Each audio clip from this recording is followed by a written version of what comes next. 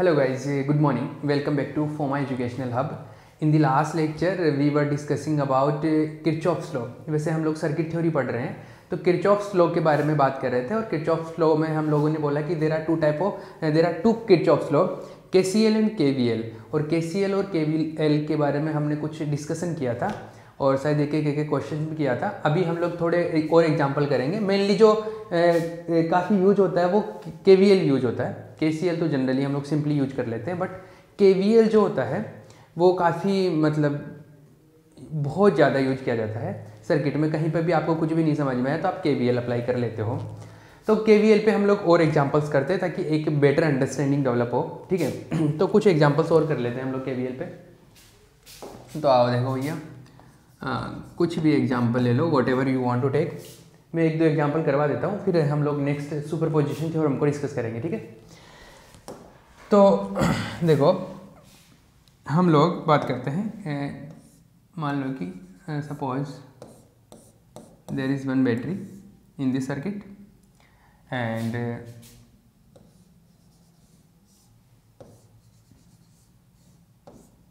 This is another battery, this is our circuit, ठीक है। इस सर्किट के अंदर अपने को KVL अप्लाई करना है। अब देखो फर्स्ट चीज मैं कुछ वैल्यूज पुट कर देता हूँ। This is 10 volt, this is 4 ohm and 3 ohm and 3 4 and this is 6 volt, right. Clear है? प्लस माइनस ये कोई एग्जांपल है। हमारे को क्या करना है, हम लोगों को करंट कैलकुलेट करना है। सपोज कहीं पे भी करंट कैलकुलेट करना, इसमें करंट है का डायरेक्शन मान लो I1 है और इसमें करंट है मान लो I2 है। तो मुझे I1 एंड I2 का वैल्यू कैलकुलेट करना है, ठीक है। I1 और I2 का अगर आपको वैल्यू मिल जाता तो आप कहीं पर भी कुछ भी और भी चीज़ें कैलकुलेट कर सकते हो। करंट को रेजिस्टेंस से मल्टीप्लाई करके वहाँ पे कितना वोल्टेज ड्रॉप होता है वो भी कैलकुलेट कर सकते हो। सपोज आपको I1 मिल गया, I1 को 3 से मल्टीप्लाई करोगे रेजिस्टेंस से, I1 इंटू R, तो यहाँ पे जो वोल्टेज ड्रॉप होगा you will get that value, ठीक है ना। तो आपको करंट मिल जाता तो आप बाकी चीज़ें भी कैलकुलेट कर पाते हैं, ठीक है। तो आपको करंट कैलकुलेट करना है और करंट कैलकुलेट करने के लिए आपको किरचॉफ लॉ यूज करना है। वैसे तो किसी भी तरीके से कर सकते हो, आपको जो भी आता है वो यूज कर सकते हो, बट यहाँ पर हम लोग किरचॉफ लॉ से बात करेंगे, ठीक है। तो किरचॉफ लॉ से चलो स्टार्ट करते हैं। किरचॉफ लॉ कैसे अप्लाई करते हैं? किरचॉफ लॉ एक कंप्लीट जो क्लोज पाथ होता है, मतलब लूप के अंदर हम लोग अप्लाई करते हैं। तो हम लोग दो लूप कंसिडर कर लेते हैं। एक तो ये लूप है, ये लूप फर्स्ट ले लो, ये लूप सेकंड ले लो। किरचॉफ लॉ अप्लाई करना तो सबसे पहले तो क्या करना है, एक बैटरी, कोई भी एक बैटरी पे फोकस करना है, मतलब एक वोल्टेज सोर्स पे फोकस करना है आपको। आपने इस वोल्टेज सोर्स पे फोकस करना है। सपोज इससे करंट का डायरेक्शन ले लिया, ये इधर है I1, इधर करंट जाएगा, जहां से एंटर होता है उसको पॉजिटिव बना दो, जहां से आउटगोइंग होता है वहां से नेगेटिव कर दो। इधर से करंट आएगा, थोड़ा इधर चला जाएगा, थोड़ा इधर जाएगा।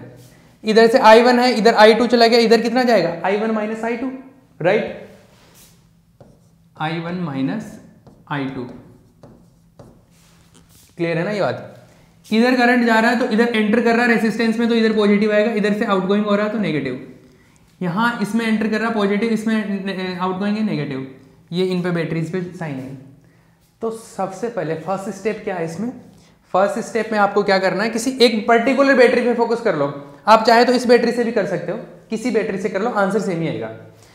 मैंने पहले एक बार बताया भी था, एक दो बैटरी से अलग अलग वैल्यूज से कैलकुलेट करके, बट अभी यहाँ पे बात करें इस बैटरी से। तो इस बैटरी से हमने सबसे पहले एक बैटरी पे फोकस करो, उस बैटरी के अकॉर्डिंग करंट की डायरेक्शंस बना लो और उसके अकॉर्डिंग इन पे ये पोलैरिटी बना दो, मतलब प्लस माइनस सेट कर दो।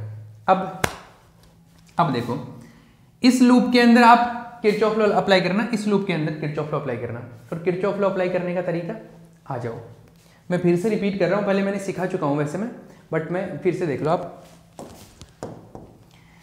सपोज मैं यहां से स्टार्ट हो रहा हूं ना, यहां से स्टार्ट हो गया, एक इस क्लोज लूप में किरचॉफ लॉ अप्लाई कर लो, इस क्लोज लूप में किरचॉफ अप्लाई कर लो। दो लूप है, दो इक्वेशन मिलेंगे और यहाँ पे वेरिएबल भी दो ही है, I1 I2, ठीक है ना।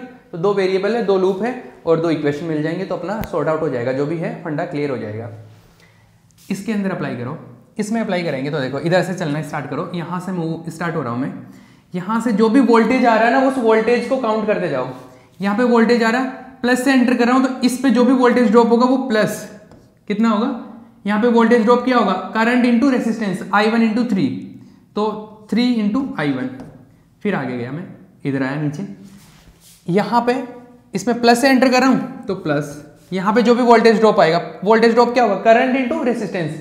करंट क्या है करंट क्या है I1 माइनस I2, करंट है I1 माइनस I2 और रेसिस्टेंस 4।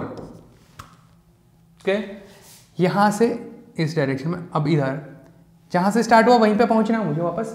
यहाँ पे इसमें एंटर कर रहा हूँ माइनस से, तो माइनस से एंटर करूँगा तो नेगेटिव कितना वोल्ट है, 10 वोल्ट, इक्वल टू टोटल 0 होता है, यही होता है।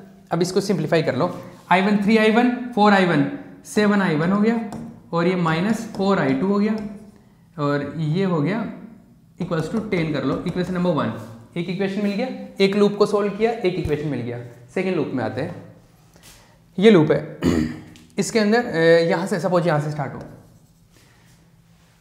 फिर मैं एक चीज़ बता देता हूँ, जरूरी नहीं है कि आप, मैं बता रहा हूँ उसी तरीके से चलो, आप इस वे में भी आप इसमें आ सकते थे। मतलब मैंने क्लॉकवाइज इसको काउंट किया ना, आप चाहे तो एंटी क्लॉकवाइज भी ले सकते थे, लास्ट में जो आंसर आएगा सेम ही आएगा, ठीक है ना, चेंज नहीं होगा। यहाँ से स्टार्ट हुआ, इस लूप के लिए यहाँ से स्टार्ट हुआ, यहाँ से स्टार्ट हुआ तो यहाँ पे प्लस से एंटर कर रहा हूँ तो प्लस, तो ये तो था loop 1, KVL in loop 1। Now KVL in loop 2, ठीक है। लूप 2 में KVL लगाओ, यहाँ से स्टार्ट हो रहा हूँ, करंट इंटू रेसिस्टेंस 4I2 और पॉजिटिव आ रहा है बिकॉज पॉजिटिव से एंटर कर रहा हूँ मैं। आगे देखो, इधर आया, पॉजिटिव से एंटर किया तो प्लस कितना वोल्टेज, 6 वोल्ट, ठीक है। यहाँ आया, इधर से एंटर, तो इधर से नेगेटिव से एंटर होगा, माइनस कितना, 4 into current, 4 into I1 minus I2 equal to 0, right. इसको कैलकुलेट कर लो, आगे सिंप्लीफाई कर लो। ये होगा 4I2, ये देखो माइनस 4I1, और I2 देखो 4I2 और प्लस 4I2 8I2 हो जाएगा, इक्वल टू -6, इक्वेशन नंबर 2। हमारे पास में 2 इक्वेशन है, 2 वेरिएबल है, I1 I2 की वैल्यू कैलकुलेट कर सकते हैं। इसके बाद में ये कहानी खत्म होगी, ये तो मैथमेटिक्स आ गया। इसके बाद में तो ये तो इक्वेशन सोल्व करना आपका काम है कि कैसे सोल्व कर लो इसको। I1 का वैल्यू इसमें उठा के उसमें पुट कर दो, या I2 का वैल्यू एक में उठा के पुट कर दो, इक्वेशन सोल्व करना आपको आता है। ये गेम जो है, ये एक लूप में किस तरीके से वोल्टेज को काउंट करते हैं वो सीखना था हमारे को, ठीक है। क्लियर है, आ गया होगा, ठीक है। ये हो गया। अब चाहे तो होमवर्क के लिए भी ले सकते हैं, मैं 1-2 दे दूँ आपको होमवर्क के लिए। हाँ चलो ठीक है, होमवर्क के लिए मैं 1-2 सवाल दे देता हूँ तो आप कर लेना। हाँ देखो, कुछ भी ले लो।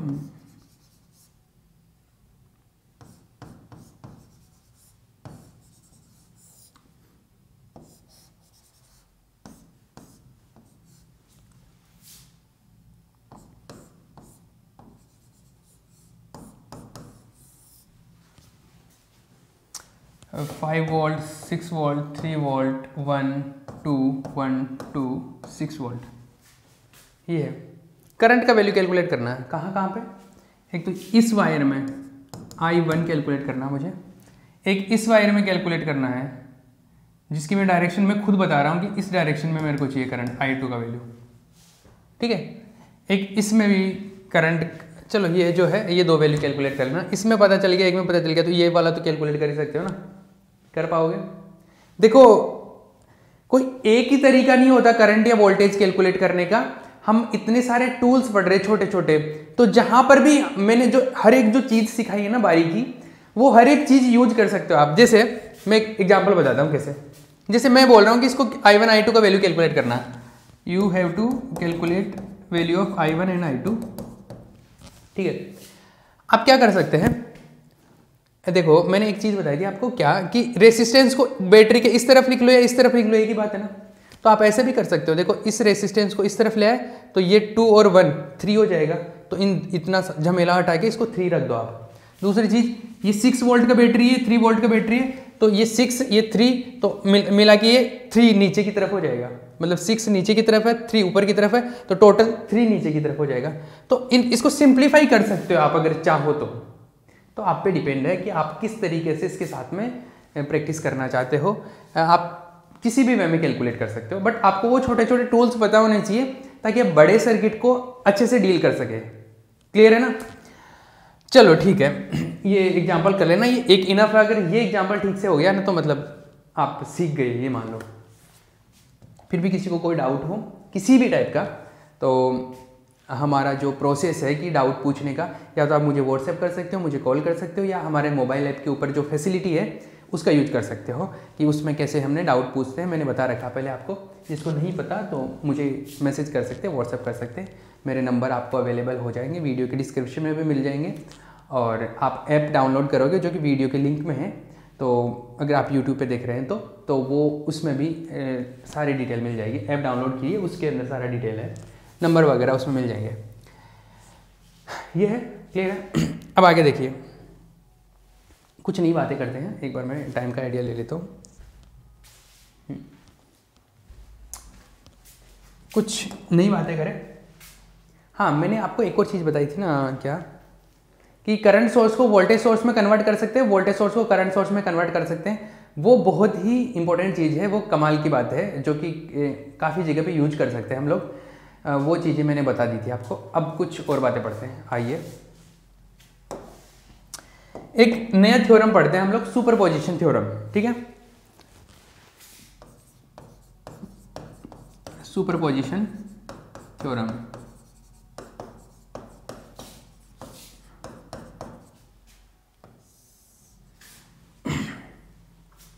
मैं थ्योरी नहीं लिखवाऊंगा आपको, मैं लॉजिक समझाऊंगा, और आप सर्किट्स को देखना किस वे में हम लोगों को डील करना है। इनकी डेफिनेशंस नहीं लिखवाऊंगा। आप यूनिवर्सिटी का सब्जेक्टिव एग्जाम नहीं दे रहे तो आपको डेफिनेशन लिखने की जरूरत नहीं है। आपको क्वेश्चंस करना आना चाहिए, कंसेप्ट समझ में आना चाहिए। पहली चीज कंसेप्ट समझ में, फिर क्वेश्चंस की प्रैक्टिस हो आपकी।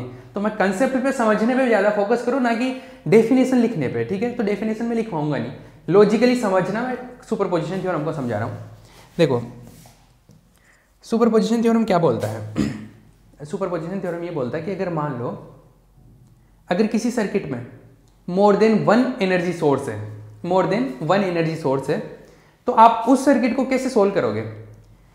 मतलब जैसे अगर एक सर्किट है, उसके अंदर 2 बैटरी है, या 2 से ज़्यादा बैटरी, मतलब 1 से ज़्यादा बैटरी लगी हुई है, या मान लो कि एक बैटरी है, एक करंट सोर्स भी हो सकता है। करंट सोर्स भी तो एक सोर्स ही है ना एनर्जी का। तो अगर 1 से ज़्यादा एनर्जी सोर्स लगे हुए हैं, तो उस सर्किट को सोल्व करने का इन्होंने एक पैटर्न बताया। वो कैसे? वो इन्होंने बताया कि आप एक काम करो, पहले एक की वजह से कैलकुलेट कर लो, एक सोर्स की वजह से कैलकुलेट कर लो, बाकी सोर्सेस को हटा दो। फिर जिसकी वजह से कैलकुलेट किया उन सबको हटा दो, फिर दूसरे वाले का नंबर ले लो, फिर थर्ड वाले का नंबर ले लो, फिर फोर्थ वाले का नंबर ले लो। ऐसा सिंपल सा सिस्टम ऐसा है। जैसे मान लो कि 10 लोग आए, और 10 लोग नहीं, 10 ज़्यादा हो गए, कितने लोग हो गए? 6 लोग आए। 6 लोग आए और किसी ये एक बॉक्स है, इसके अंदर पैसे डाल के गए। ये कोई मंदिर का गोलक है, तो इसके अंदर पैसे डाल के गए, है ना। अब मुझे ये पता करना है कि टोटल कितना पैसा डाला, है ना। तो आप एक काम करो, सबसे पहले इन सबको हटा दो, इस एक का काउंट कर लो, इन सबका हटाओ, इन सबको हटा दो, इस एक का पैसा कैलकुलेट कर लो, तो इसका मान लो 10 आया। फिर इन सबको हटा दो, इसको भी हटा दो, इसका कैलकुलेट कर लो, इसका आया मान लो कि 5 आया। फिर इसका कैलकुलेट हो गया, अब इन सबको हटा दो, केवल इसे एक को रख लो, जिसका कैलकुलेट करना बस उसी का। मान लो इसका 1 आया, इसका 2 आया, इसका मान लो -3 आया। -3 मतलब ये मंदिर में पैसे डालने के बजाय 3 रुपये वापस लेके उठा चला गया, है ना, मतलब गोलक से निकाल के लेके गया। ये मान लो कि ये 10 आ गया, ये टोटल आया, ये टोटल पैसा है इनका, है ना। इसके अंदर एक एक के लिए कैलकुलेट कर लिया, अब टोटल करना है ना, टोटल कितना पैसा है इसके अंदर, सबको ऐड कर लो। 10 + 5 + 1 + 2 -3 + 10, ये जो टोटल है ये टोटल अमाउंट है। मतलब क्या करना है अपने को करना है एक एक की वजह से कैलकुलेट करना है, और जब एक के लिए कैलकुलेट करना बाकी पे फोकस मत करो, उनको हटाओ वहां से, ठीक है। अब मैं सर्किट में समझाता हूँ इस चीज़ को। ऐसा है कि मान लो ऐसा है, जैसे अभी किरचॉफ वाला क्वेश्चन किया था ना हमने, उसी टाइप का कोई भी क्वेश्चन ले लो कि मान लो एक बैटरी है, एक सर्किट में मैं यहाँ पे लिख देता हूँ मोर देन वन एनर्जी सोर्स। ये कब अप्लाई करते हैं, जनरली कब अप्लाई करते हैं, मोर देन वन एनर्जी सोर्स।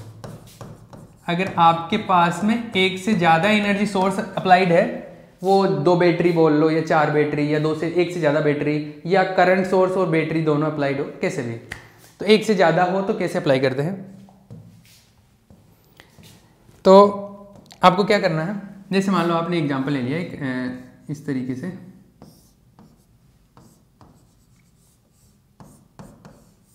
ये है सिंपल सा एग्जांपल।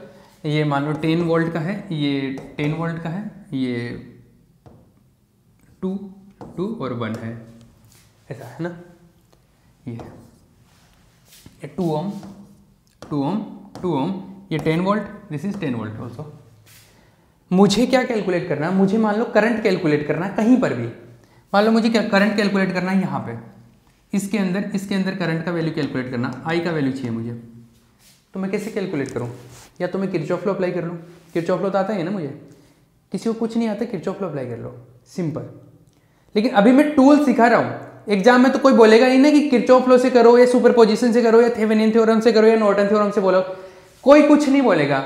उसमें सब ऑब्जेक्टिव टाइप के क्वेश्चन आते हैं तो आपको कोई कुछ नहीं बोलेगा, या एनआईटी टाइप के क्वेश्चन आते हैं तो उसके अंदर आंसर भरना पड़ेगा। आप किसी तरीके से करो, आपको आंसर करेक्ट होना चाहिए, ठीक है, लास्ट का आंसर ठीक आना चाहिए। बट मेथड सीख लो, अलग अलग जगह पर अलग अलग, हर जगह पे किरचॉफ लॉ लगाओगे तो वो टाइम के अकॉर्डिंग हो सकता है कि कहीं पे किरचॉफ लॉ में ज़्यादा टाइम लग रहा हो, तो आप सुपरपोजिशन से काम चला सकते हो। आपको टूल्स सारे सीखने हैं, अप्लाई कौन सा करना है वो सिचुएशन पर डिपेंड करता है, इसलिए सारे सिखा रहा हूं मैं पहले से ही ऑलरेडी। देखो करंट का वैल्यू आई वैल्यू कैलकुलेट करना है ना यहाँ पे। अब यहाँ पे करंट का आई वैल्यू कैलकुलेट करना है तो आप क्या करोगे, एक काम करो, पहले इस बैटरी को मान लो E1 बैटरी ले लो, इसको E1, ये E2 बैटरी है आपका। तो एक बार पहले E1 की वजह से कैलकुलेट कर लो, टोटल इसमें करंट कैलकुलेट कर लो due to E1, then after इसको हटा देना, इसकी वजह से कैलकुलेट कर लेना। सिंपल सी चीज है ना, एक बार इसकी वजह से कैलकुलेट कर लो, इसको हटा दो, एक बार इसकी वजह से कैलकुलेट कर लो, इसको हटा दो, दोनों की वजह से जो आया उसका रिजल्टेंट कैलकुलेट कर लो, वो फाइनल करंट होगा। चमक गया? Are you getting my point? चमक रहा है ना? अब मैं इसको क्वेश्चन को करता हूं, अभी समझ में आ जाएगा। देखो ये एग्जाम्पल ही ले लिया एक तरीके से, एग्जाम्पल से बेस्ट अंडरस्टैंडिंग आनी चाहिए आपको, क्वेश्चन की प्रैक्टिस होनी चाहिए, कंसेप्ट समझ में आना चाहिए, ठीक है। अलग अलग तरीके के क्वेश्चन करवा दूंगा मैं अभी, इसमें करते हैं, है ना। तो एक बार तो मैं क्या करूं, पहले इसकी वजह से कर लेता हूं, इस बैटरी की वजह से, फिर इसकी वजह से, है ना, due to E1, due to E1, इस E2 को रिमूव कर दो, तो सर्किट नया बनाओ, नया सर्किट ऐसा बनेगा,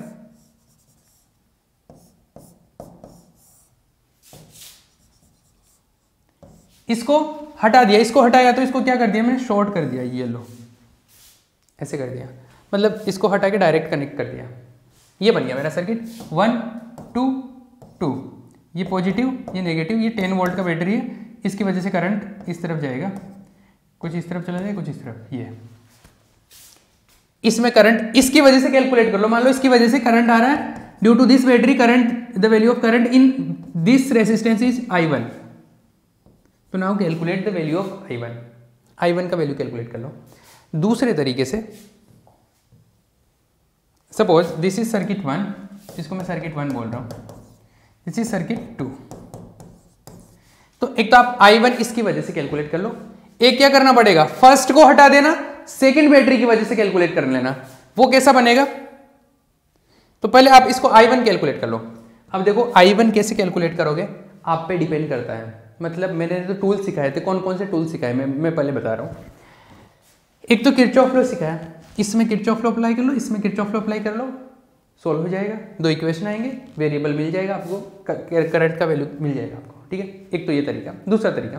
दूसरा तरीका मैंने KCL बताया, सॉरी करंट डिवीजन रूल बताया था, current division rule, current division से यहां से करंट आता है, दो पार्ट में डिवाइड हो जाता है, ये बताया था। तो पहले तो आप इनका सबका रिजल्टेंट निकाल के इस पे डिवाइड कर दो और फिर फाइनली कैलकुलेट कर लो। दो तरीके बताए थे मैंने, मैं करंट डिवीजन से बता रहा हूँ। इतनी प्रैक्टिस करवाई थी, अब तो खुद को आ जाना चाहिए आपको ना, जो भूल चुके हैं एक बार पहले का रिवाइज कर लेना, ठीक है। इससे मैं करंट डिवीजन से कर रहा हूँ। तो सबसे पहले तो मैं ये चेक करता हूँ कि करंट I1 कितना है। I1 मिल गया तो फिर मेरे को आगे जाने की जरूरत नहीं, क्योंकि मुझे यहीं पे कैलकुलेट करना है। तो आप क्या करते हैं, 2 और 2, पहले तो इसका ये दोनों पैरेलल है, पहले तो इनका रिजल्टेंट रेसिस्टेंस कैलकुलेट कर लो, इक्विवेलेंट रेसिस्टेंस।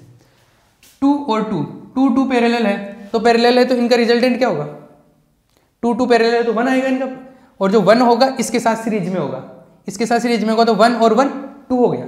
तो रेसिस्टेंस 2 है, बैटरी कितना है 10 है, तो रेसिस्टेंस आर इक्विवेलेंट कितना है 1 2 है, और वोल्टेज कितना है 10 है। तो करंट ये I1 करंट ऐसा, ये सर्किट ऐसा बनेगा, ये आर इक्विवेलेंट बना दिया मैंने। आर इक्विवेलेंट कितना हो गया 2, ये 10, और करंट कितना जा रहा है I1, यही है। तो I1 का वैल्यू क्या आ जाएगा 10/2 5 एम्पियर, ये 5 एम्पियर करंट है। तो I1 का वैल्यू कितना है 5 एम्पियर। तो I1 is 5 ampere due to E1, ठीक है, चमका ना। कैसे किया मैंने, अभी मैं इसको बताने की जरूरत नहीं है, क्योंकि इतने टाइम से मैंने ये सारी चीज़ें करवा दी है, तो आपको शायद समझ में आ रहा होगा कि किस तरीके से मैं अप्लाई कर रहा हूँ। इन दोनों का पैरेलल ले लिया, पैरेलल 2 आया, सॉरी 2 का पैरेलल 1, और 1 जो आएगा इनका इसके साथ सीरीज में होगा, तो 1 और 1 2 हो गया, और तो यहाँ पे 2 अप्लाई कर दिया, और ये करंट जो आ रहा था I1 करंट आ रहा था, तो I1 कितना मिल गया 5 एम्पियर, करेक्ट है। अब second, due to this battery, तो ड्यू टू दिस बैटरी अगर कैलकुलेट करना है अपने को, तो इस बैटरी को रिमूव कर दो। तो due to this battery, due to battery 2, due to E2, due to E2, now make circuit, now make circuit. तो इसको रिमूव कर दो, इस बैटरी की वजह से फाइंड आउट करो। आओ 2 1 2,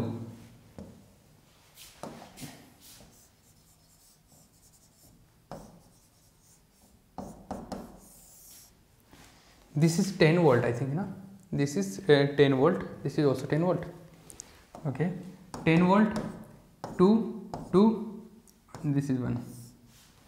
इस बैटरी को मैंने हटा दिया यहाँ से और डायरेक्ट कनेक्ट कर दिया ये। अब मुझे करंट कैलकुलेट करना 1 में है ना, तो सपोज इधर से करंट गया, ये जो भी करंट गया यहाँ से, मान लो करंट का वैल्यू है कुछ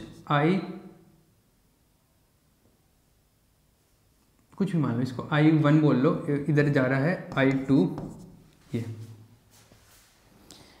मुझे कैलकुलेट करना है इस रेसिस्टेंस में, करंट का वैल्यू कैलकुलेट करना था, किस रेसिस्टेंस में, इसमें I का वैल्यू कैलकुलेट करना ना, तो इसके अंदर जो भी रिजल्टेंट करंट आएगा वो कैलकुलेट करना है। तो बैटरी 1 की वजह से करंट I1 जो इस डायरेक्शन में जा रहा था, बैटरी 2 की वजह से इसमें करंट आया I2 और वो इस डायरेक्शन में जा रहा है। I1 तो मैंने पहले मान लिया ना, तो इसको दूसरे सिंबल ले लो, इसको I1 डैश ले लो, इसको I2 डैश ले लो, ठीक है।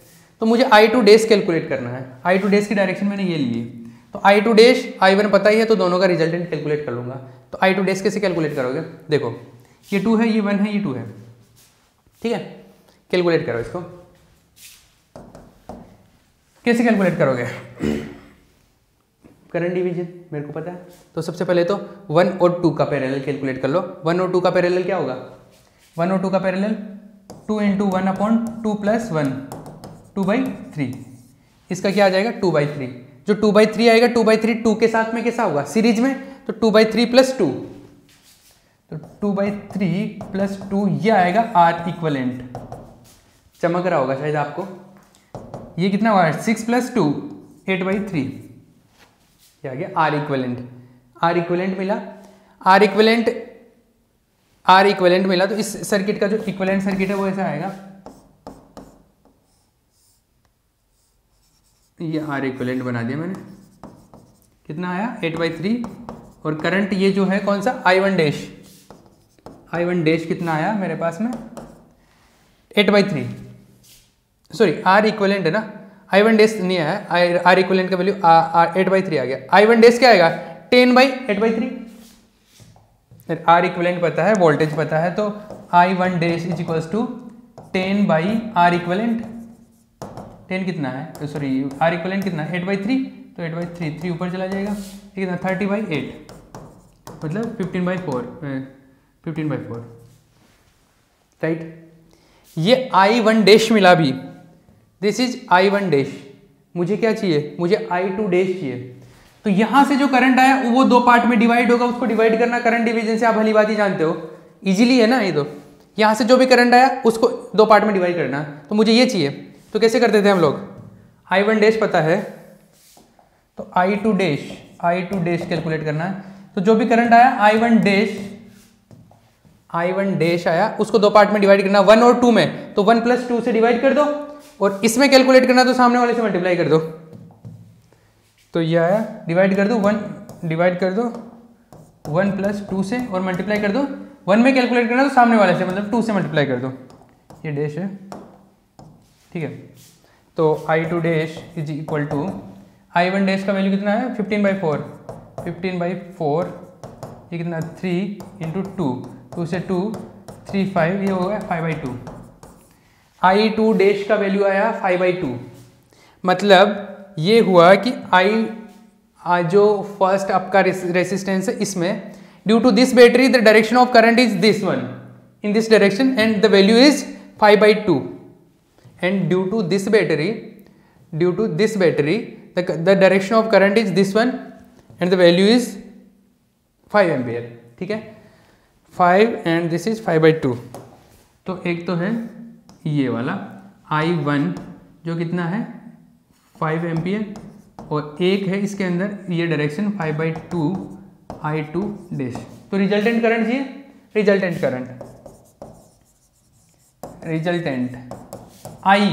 I कितना है, I ये इधर है 5 एम्पियर, इधर है 5/2, तो I - I1 डैश ये कितना आया 5 - 5/2 कितना आया 5/2 आ गया क्या, 5/2 ampere in this direction, correct है।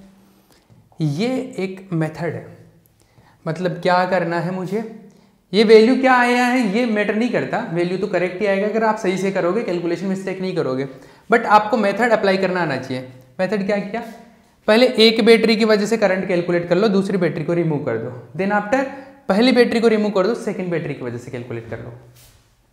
तो ये जो भी किया मैंने ये इस तरीके से आया, आप खुद इसकी प्रैक्टिस करें, मैं बस आपको सिखा सकता हूँ, आपको प्रैक्टिस खुद को करनी पड़ेगी, क्योंकि एग्जाम में न्यूमेरिकल्स की प्रैक्टिस के बिना आप क्वेश्चन नहीं कर पाओगे, हिट नहीं कर सकते आप क्वेश्चन को, प्रैक्टिस होना बहुत जरूरी है।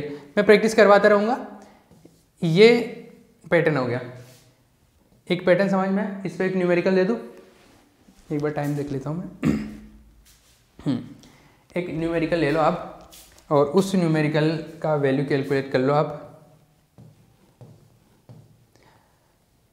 मिस्टेक होगा तो कंसेप्ट तो कंप्लीट हो गया ना, आप बस कैलकुलेशन के ऊपर फोकस करना कि आप खुद कैलकुलेट करना, वैल्यू आ जाएंगी, ठीक है, मैच कर लेना।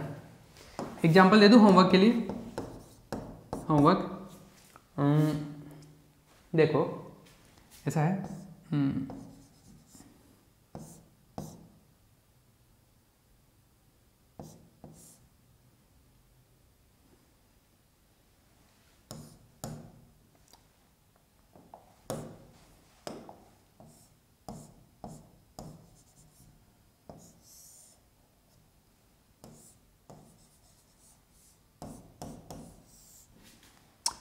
10